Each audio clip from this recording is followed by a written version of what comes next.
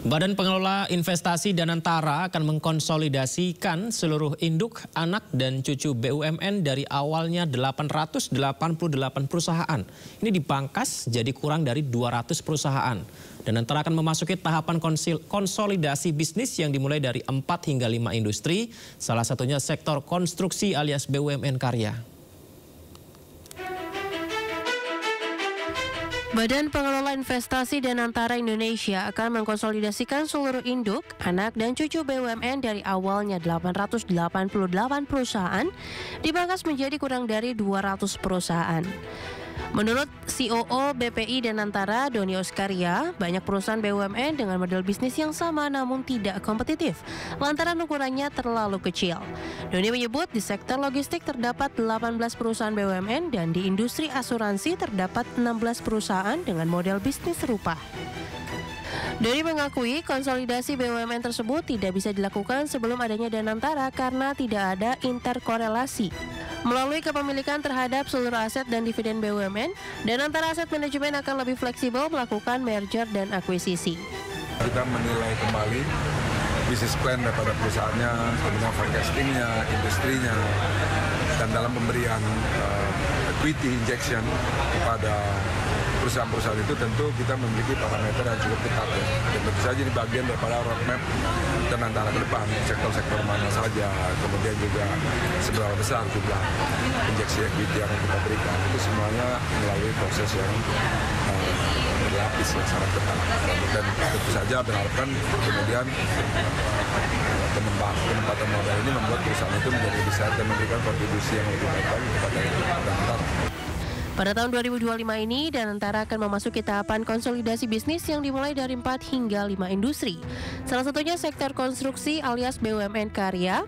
Nantinya BUMN karya yang awalnya memiliki banyak lini bisnis seperti properti, konstruksi, jalan tol hingga listrik akan difokuskan menjadi satu bisnis inti di masing-masing perusahaan.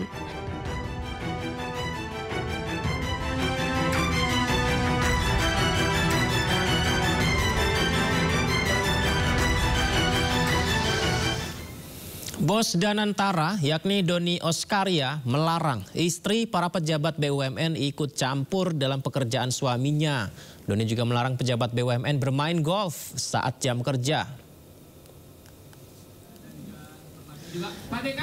Ya, Doni Oskaria menyatakan terdapat kebijakan baru yang harus ditaati oleh para pejabat BUMN, mulai dari larangan bermain golf di saat jam kerja, hingga larangan istri-istri pejabat turut campur dalam segala hal yang berhubungan dengan pekerjaan. Hal itu dilakukan karena jabatan saat ini dipercaya seharusnya dilakukan atas dasar pengabdian kepada masyarakat maupun negara.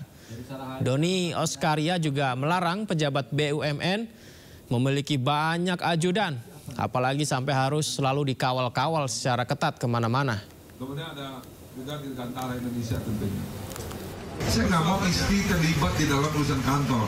Saya nggak mau tuh istri nonton hordeng, istri nonton penyanyi, istri nonton acara gitu. Ini kan kantor, bukan warisan orang tua gitu maksudnya tuh. Jadi bagi saya ini sebetulnya basic. Tapi basic ini akan mempengaruhi behavior. Karena kalau hal-hal ini dilakukan, behaviornya pasti keliru.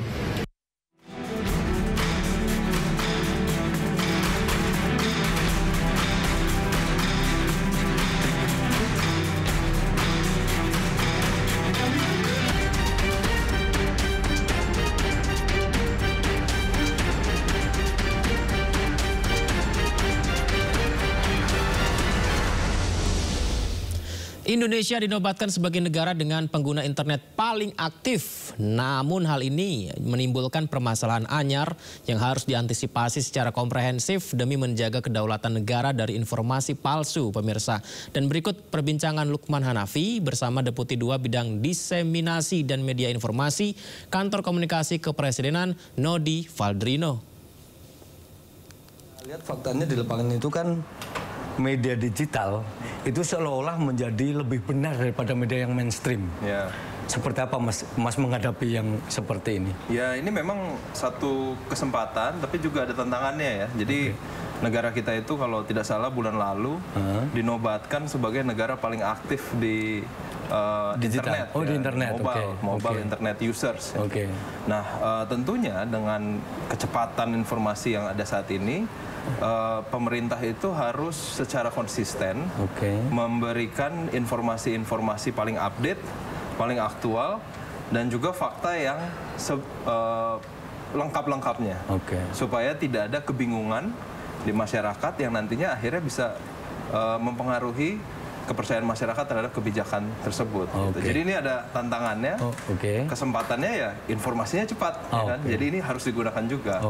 Kalau dari analisis mungkin Mas Rino dan kawan-kawan di sini, kira-kira pernah ada sih Mas mengkalkulasi misalnya menghitung ini dalam setiap rentang sehari atau seminggu atau sebulan ada perbandingan nggak sih, misalnya yang mendekati tidak benar sekian persen, yang mendekati benar sekian persen, atau bahkan tidak benar sama sekali sekian persen, ada analisa ke situ nggak? Ya, jadi semua kementerian bahkan sekarang perusahaan-perusahaan juga punya yang namanya monitoring tool ya. Jadi kita pakai juga, dan di situ sudah ada rangkuman-rangkuman.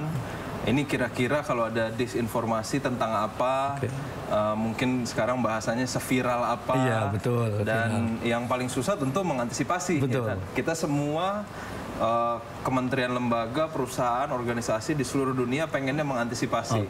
Tapi pada praktiknya itu hal yang paling menantang. Saksikan perbincangan Lukman Hanafi dengan Deputi 2 Bidang Diseminasi dan Media Informasi Kantor Komunikasi Kepresidenan Nodi Valdrino. Tentu hanya di One on One Sindo News TV Jumat 20 Juni 2025 pukul 21.30 waktu Indonesia Barat.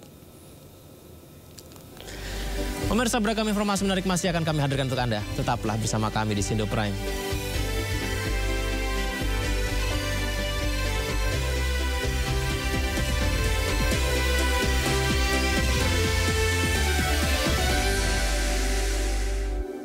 Pemirsa, Jakarta Fair Kemayoran kembali digelar di G-Expo Kemayoran, Jakarta Pusat. Pada hari pertama, terlihat antusiasme masyarakat sangat tinggi dalam memeriahkan acara yang selalu ditunggu-tunggu ini. Go!